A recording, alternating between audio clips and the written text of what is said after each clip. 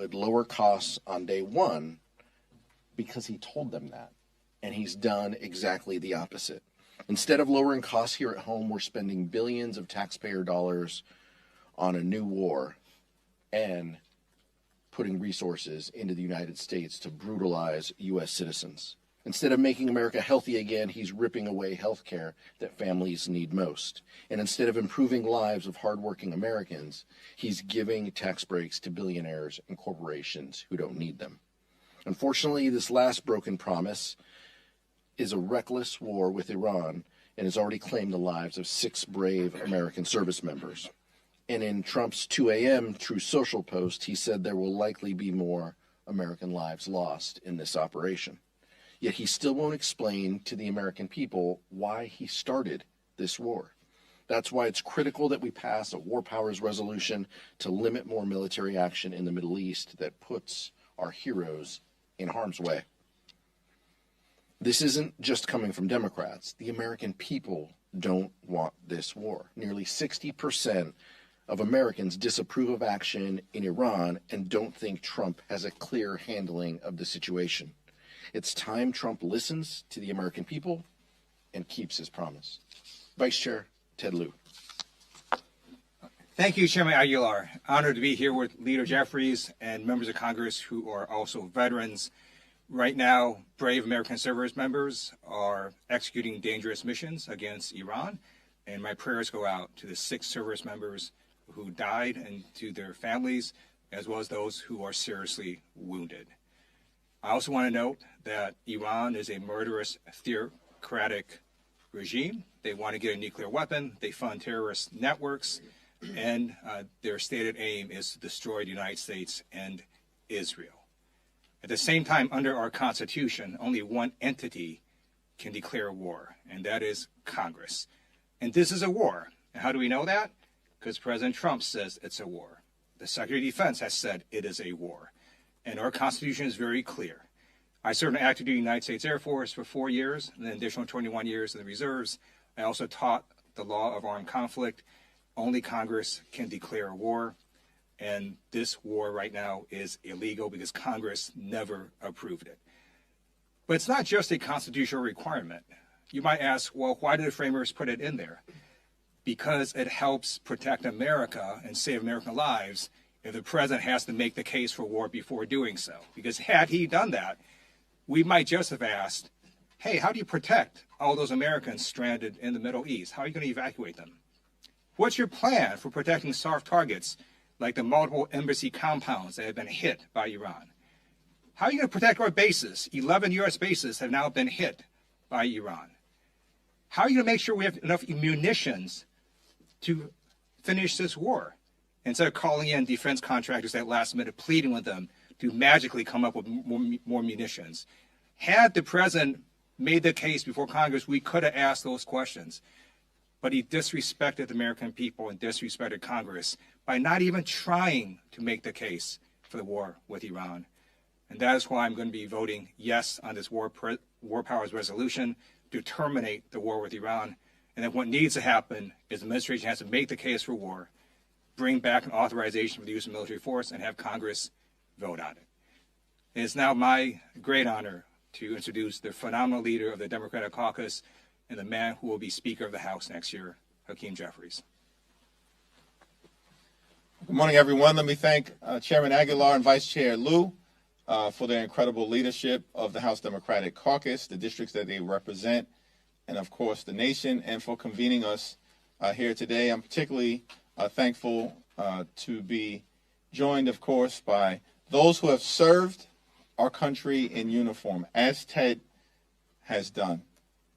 Of course, Jason and Chrissy and Gil and Pat and Maggie, who were patriots serving this country in different ways in the military, in the national security space, and are now patriotically standing up for the American people, for our men and women in uniform, and for the Constitution. That's our commitment as House Democrats.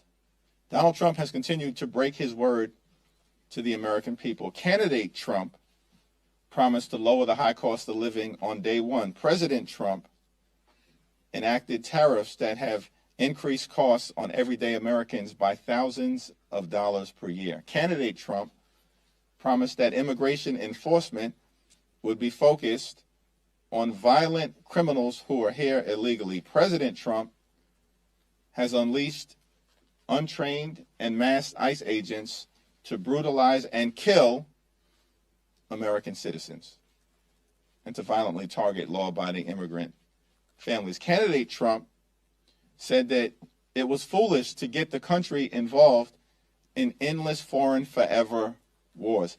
President Trump, without authorization and inconsistent with the Constitution, has now plunged America into what he characterized yesterday could be an endless war that has already tragically cost the lives of 6 patriotic service members. And we mourn for them, and we're praying for their families, as well as all of those service members who are still struggling to deal with serious injuries as a result of what has taken place in the Middle East. The president has a responsibility to make the case to the American people as to the justification for this war, but has provided no evidence that there was an imminent threat to the American people here or abroad. It's the president who said just several months ago, in June of last year, that Iran's nuclear program had been completely and totally obliterated. That's the president's words. Did he lie to us then, or is he lying now that he's claiming that Iran was acquiring the possibility of being able to threaten us with nuclear weapons? A nuclear program he had claimed was completely and totally obliterated.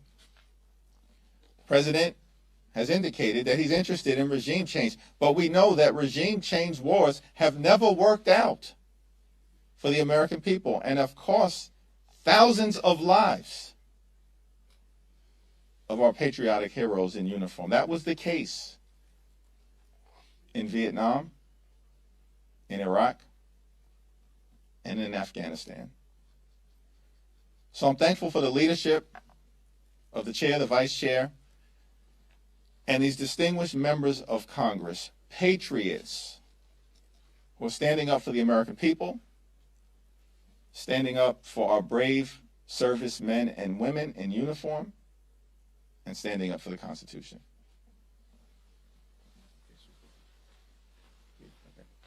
It's now my honor to yield to one of those patriots who has served the country admirably, heroically, and bravely in multiple theaters of war, and is now doing so, serving this country as a distinguished member of Congress representing the great state of Colorado, the Honorable Jason Crow.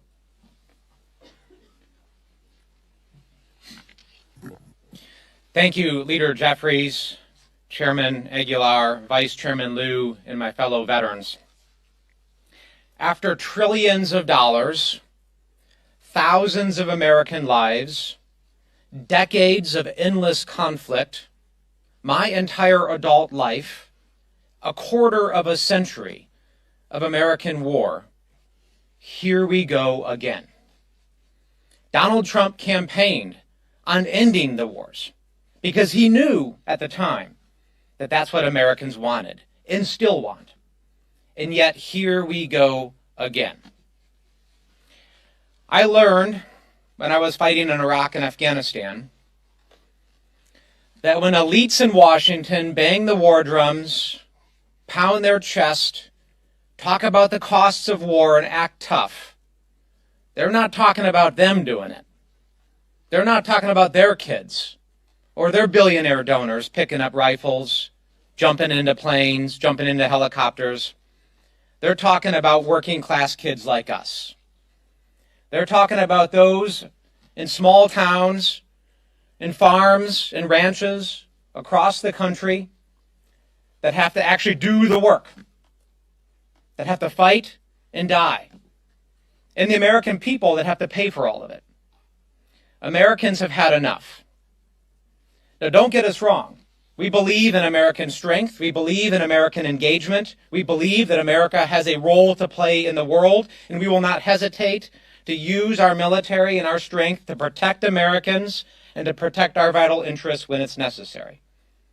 But it's very clear in this instance that there is no imminent threat, and this is a war of choice by Donald Trump.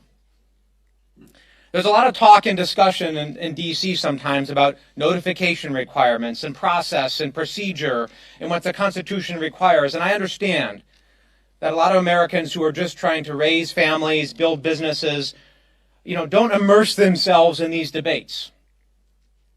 But I'll tell you why that is important. Why what we're talking about, resuming our control, is important. Because it's about accountability. It's not simply just about our interest in being involved and notifying. It's about accountability. Because nobody is going to sit here and tell me that after 20 years of war in Iraq and Afghanistan, failed military endeavors, that if this Congress hadn't been forced to debate and vote and finance year after year, and to take the accountability for this and to put the American people back in the driver's seat for these conflicts, that they wouldn't have ended sooner or differently. That's what this is about.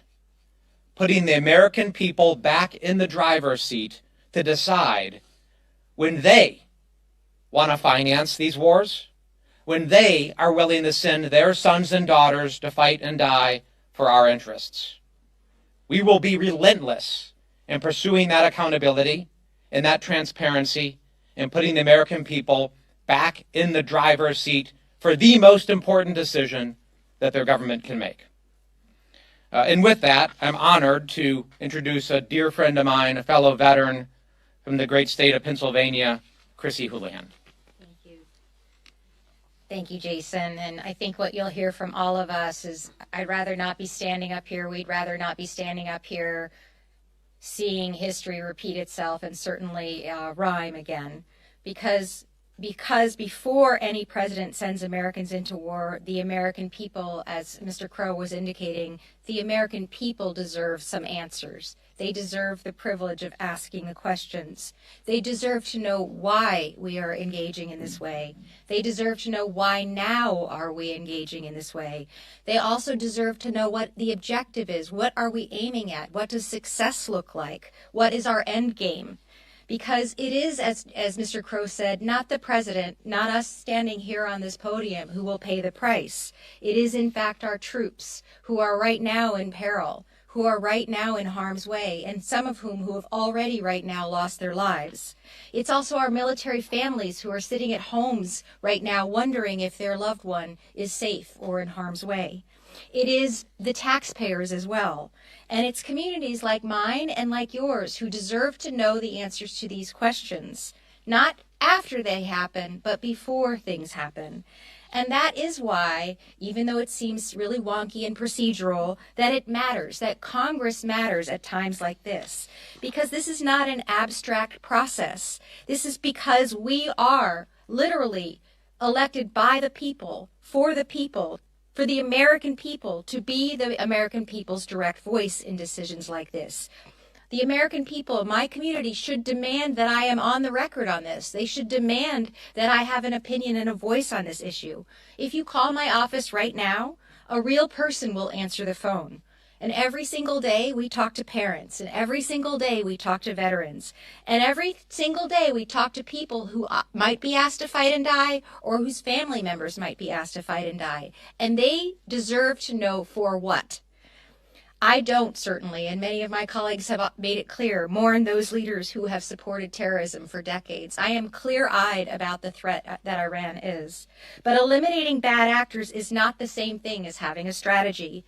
And as importantly, abandoning our own values and our own rules of engagement is also not the same thing as having a strategy.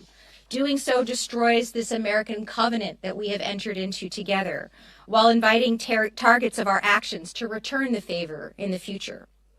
War is not a reality show. There are no retakes. There are no stunt doubles in this case. There are only consequences and those consequences are measured in American blood and treasure. Our service members deserve a mission that is worthy of their courage, and the American people deserve a say. And the President owes us all a clear plan. Thank you for the opportunity to speak with these amazing colleagues of mine. It's my privilege to yield to another amazing colleague of ours, Representative Pat Ryan from New York.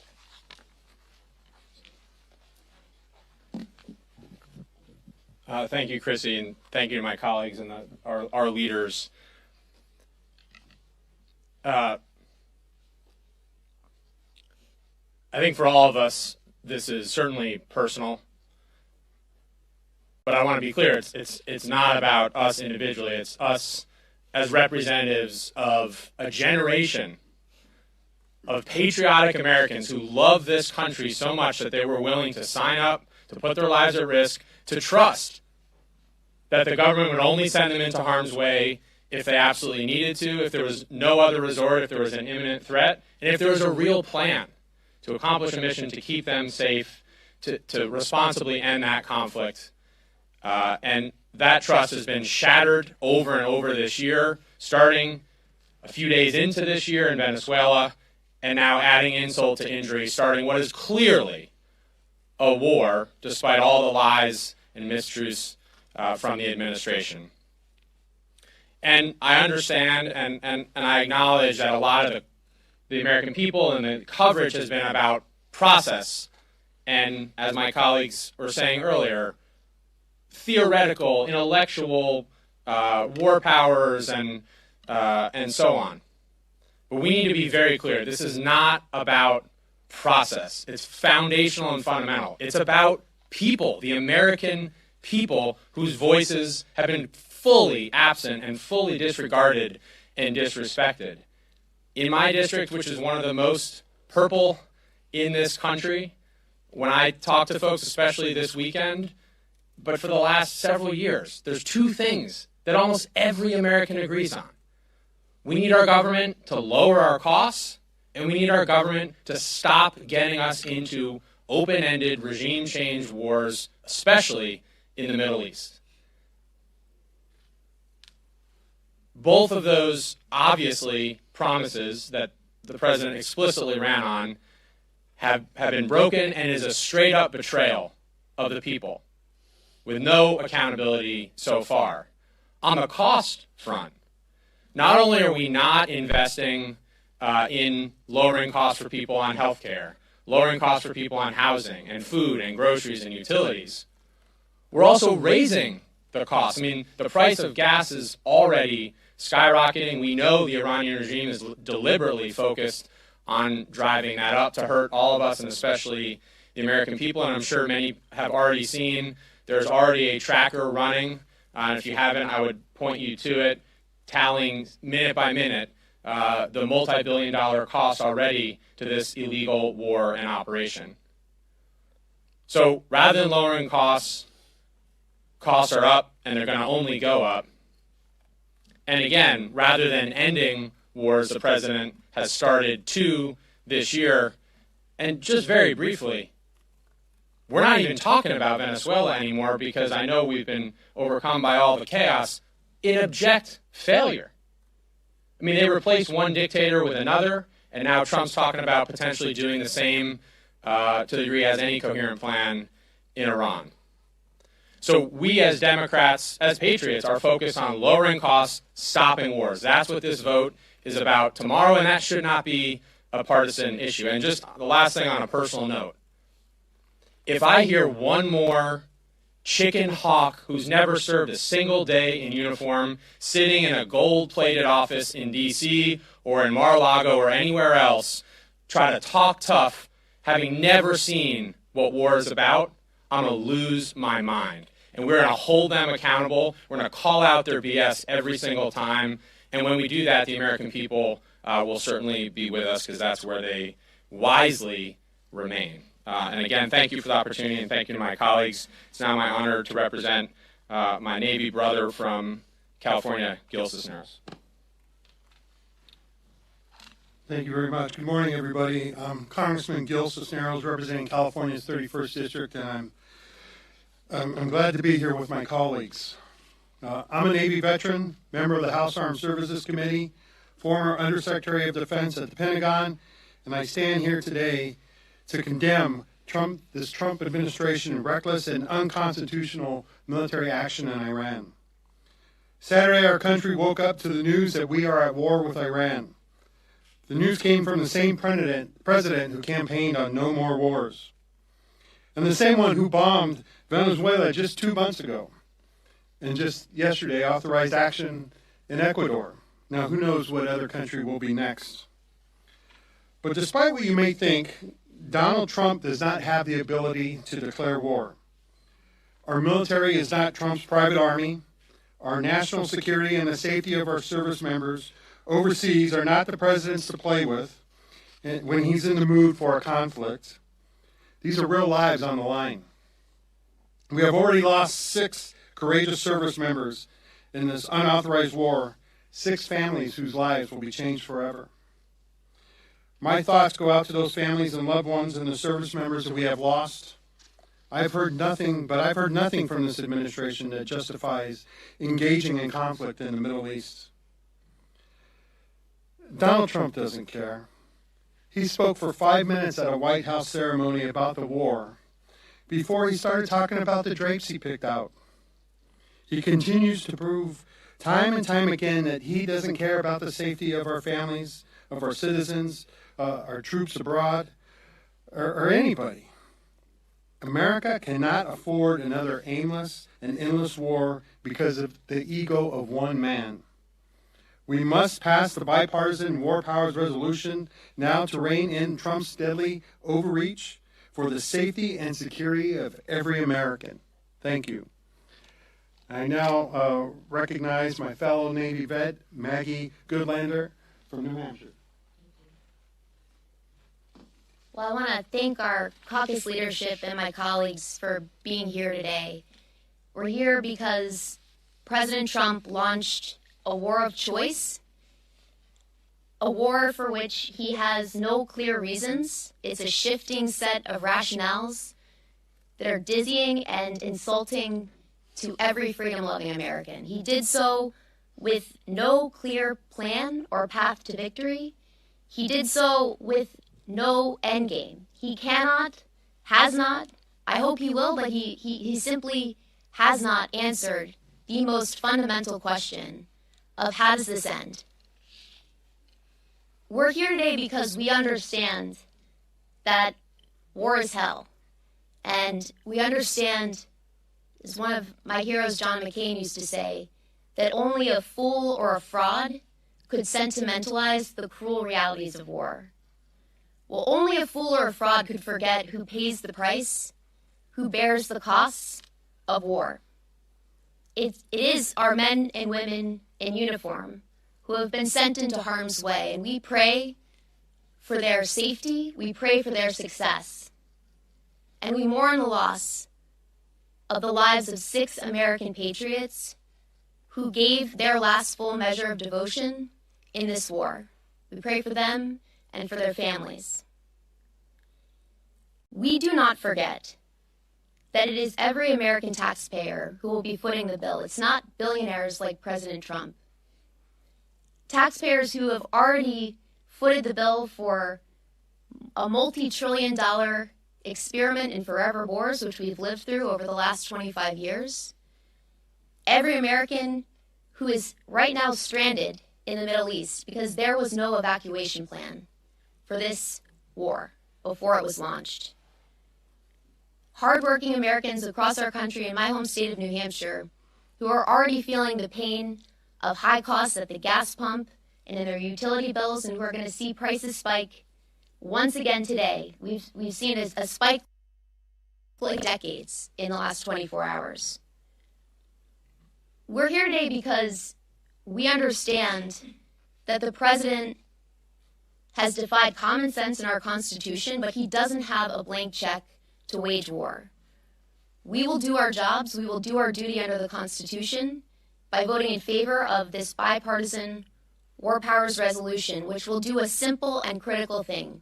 It will force the president to do his job, to come to the Congress. If he's got a plan, We all understand that the Iranian regime is a brutal and determined enemy of the United States, a regime that has blood of our fellow Americans on its hands. But if the president wants to take the country to war, he's going to have to come to the Congress and make his case. There are no blank checks. Anyone who served in uniform knows that you don't write a blank check to this president or any president. So we will do our duties, and I'm honored to be doing so alongside these patriots. So with that, I'll turn it back to the chairman.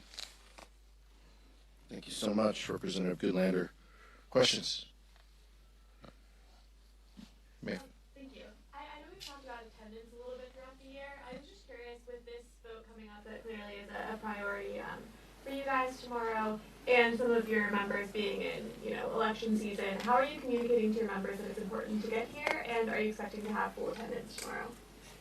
It's a question for Whip Clark, but what we have communicated to our caucus time and time again, we have telegraphed when these votes are going to happen, and our expectation is that members are here to vote on behalf of the American people and on behalf of their districts when these important votes come. So my expectation, I know that there were elections last night, I know there's elections in 2 weeks. Members need to be here to vote. This is a consequential and important vote, as these patriots behind me have indicated. It's too important not to be here. So my expectation and hope and belief is that members will be here. Mike? Thank you all for doing this.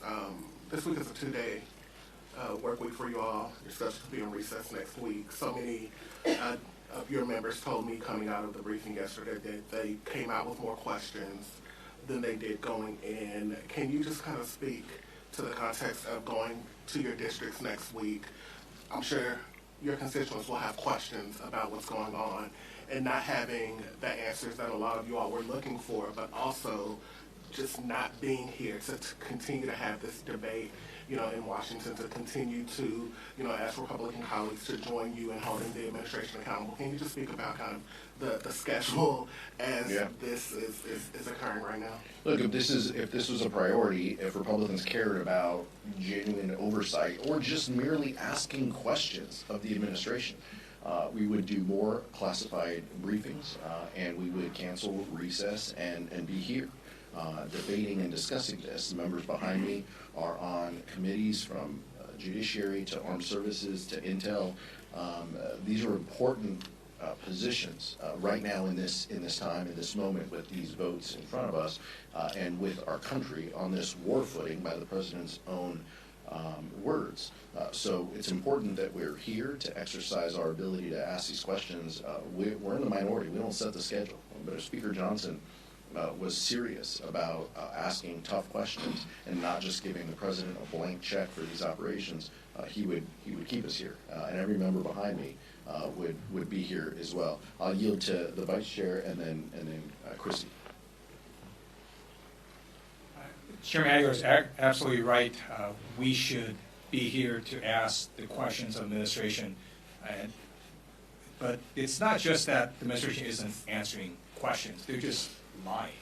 So we know that the rationales for why they entered this war keep shifting. It was about nuclear weapons, then it was about regime change, then it was about threat reduction, then it was about preventing a preemptive attack, then it was back to regime change, and that was all on a Sunday. And then the next day, on Monday, Secretary of Defense says, no, this is not about regime change. And so we don't really know why we're at war with Iran. And the administration needs to make their firmer case for war, put an authorization for use of military force for Congress to vote on, but they can't just launch us into war without any rationale. And again, that's why we're standing here saying we're going to vote yes on this war powers resolution to terminate hostilities with Iran until the administration makes their case. I want to add to that, because you probably recall that I have had my fair share of words with our Speaker, the Speaker of the House, who is the Speaker for the entire House. And I have a certain amount, not even a certain amount, an enormous amount of disdain for him at this point in time, because it's his responsibility to bring us into Congress, to make us be able to be here, to be able to have votes, to be able to have conversations. And he has abdicated that responsibility, unfortunately, on behalf of all of us.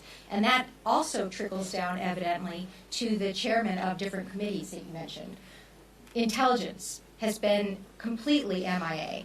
Chairman Crawford has declined and denied and canceled meeting after meeting after meeting in the Intelligence Committee and hasn't asked for the information that must be available, or at least should be available to Intelligence Committee members. Similarly with the Foreign Affairs Committee, Chairman Mast is an embarrassment, I have to be honest. The fact that he has canceled Foreign Affairs Committee hearing meetings as well is another indication that they are completely abdicating their responsibility, the constitutional obligation of the Congress. And as a result, are anointing or appointing President Trump as a king.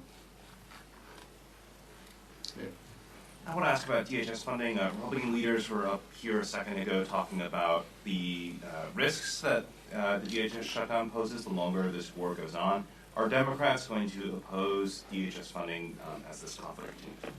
Yeah, we'll continue to oppose this terrible homeland bill because they're trying to use ICE and CBP money against U.S. citizens. They've already killed 2. Their policies are the problem. But keep in mind, and this is just the height of politics, and I realize what the speaker and his leadership team are trying to do. If they were serious about threats and our homeland, why would they try to cut CISA, cybersecurity, 50%, which Democrats stood up for, as saved those cuts from happening in our funding process. So these are folks who are not serious, but these agencies still have the resources to exist.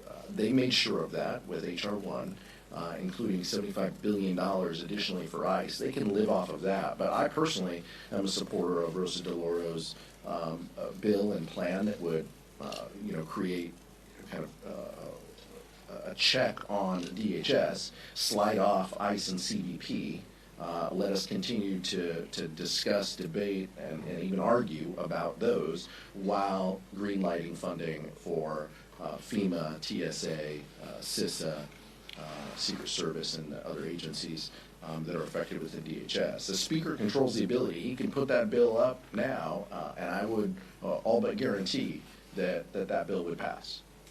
He's choosing not to do that. He is choosing to engage in this fake fight to try to make a point, and using war as a reason to try to score political points because they know the American people are not with them. Not with them on DHS funding, not with them on weaponizing ICE, and not with them on this war that the president has led us to. Representative Crow, Representative Crow. I want to underscore the tremendous risk that this administration and congressional Republicans have put the American people in right now. At a time where the terrorist risk against the United States and against Americans, both at home and abroad, has just shot through the roof. Unbelievable levels of risk against Americans now as a result of terrorism and cyber risks. At the same time that has happened, they have taken vast quantities of our FBI agents, of our Homeland Security investigation agents, and others with the expertise and the mandate to conduct counterterrorism investigations and operations and cyber operations, and they have shifted those folks to their ill-conceived immigration policies. So we are calling on them immediately to pull those personnel off of their ill-conceived immigration policies that are brutalizing and terrorizing the American people and put them back on counterterrorism and cyber operations. Right? They put a recent college graduate with zero experience in cyber operations in charge of one of our nation's most important cyber entities. It's madness, and it's putting the American people at great risk. We call on them now to fix it and to do what's necessary to protect the American people. Thank you. The Department of Homeland Security has taken this money and used it to send anonymous mass federal agents to terrorize communities. It's resulted in at least 3 Americans who were killed by these mass agents. It's resulted in DHS agents illegally conducting surveillance on Americans who are exercising their First and Second Amendment rights. It's resulted in these agents arresting people who should not be arrested. And then Secretary Noem has engaged in corruption and spent hundreds of millions of dollars on a luxury jet fleet with a really beautiful bedroom. I'm going to be voting no on the DHS funding for this illegal and unconstitutional conduct. Secretary Noem is appearing before the Judiciary Committee, in which I sit. I now have to go leave to question her. Thank you. Thank you. So on attendance again, Mike Johnson has had an attendance problem in the last couple months, and last night's election really solidified that there are Republicans that are not going to be here next year. I mean, Wesley Hunt, of course, he already missed a bunch of votes. Dan Crenshaw lost his primary. Chip Roy said it to a runoff. Do you think this could exacerbate Johnson's attendance problems? And further, do you expect that there will be more instances of what happened last month of Johnson essentially holding a vote open for a long time while he waits for Republicans to get to the Capitol? There's a lot of jobs I don't want in this town, and Republican whip is definitely, pretty high on that list. So I can't speak to that. But look, that's what I would expect, is that they're going to hold votes open, fly people back, beg them to come back and vote, or just cancel votes. And that gets back to what Representative Houlihan was talking about, just abdicating the responsibilities here and just saying, oh, well, we won't vote on that, we won't deal with that, or maybe we'll push that to tomorrow, and then tomorrow we'll push it to next week. That's what this chaos is exactly. The card that Mike Johnson plays time and time again, and it's because his folks don't care about governor. I have two questions. Spain has just banned the United States from using military bases against Iran. President Trump said he will cut off trade with Spain. What do you think about that? And the other question is, the President Obama, he bombed more countries than President Trump. Did you protest for these wars? Nearly 2,000 US military were killed in the Libya war. For example, Obama didn't ask Congress for authorization. What do you think about that? Yeah, I think these are different conflicts but look, what I would remind you is, we were briefed yesterday by Marco Rubio, who screamed to the top of his lungs when he was senator about the importance of Congress playing a role in these authorizations. It's interesting that his tune changes. With respect to Spain, we'll continue to get briefings. These members behind me get military briefings. As a defense appropriator, I'll continue to get briefings. We're concerned about how our allies are responding, and we're keeping in touch, and we're being very mindful of what the future holds with respect to our allies. Thank you. Last question. Yet some Democrats are sponsoring an alternate war powers resolution. Are you concerned at all that will siphon votes away from the resolution of this week? No, I think that this resolution will have the vast majority of Democrats supporting it. I'm aware of the competing authorization that members have. Members some will take a different nuanced position on this, but I'm convinced that this is where the Democratic majority is. I'll just remind you what we've said before from this podium. The importance of us having collaboration and thought and disagreements and debates, even among our caucus, is important. Unity doesn't mean unanimity. And that doesn't mean that we will all get to the same position, but we can still be united in standing firm that Congress has an ability within Article 1, Section 8 of the Constitution. This is our role. And members on different sides of the war powers resolutions all feel that the Constitution matters and that we have an ability to say, to dictate what that looks like. Thank you. Thank you.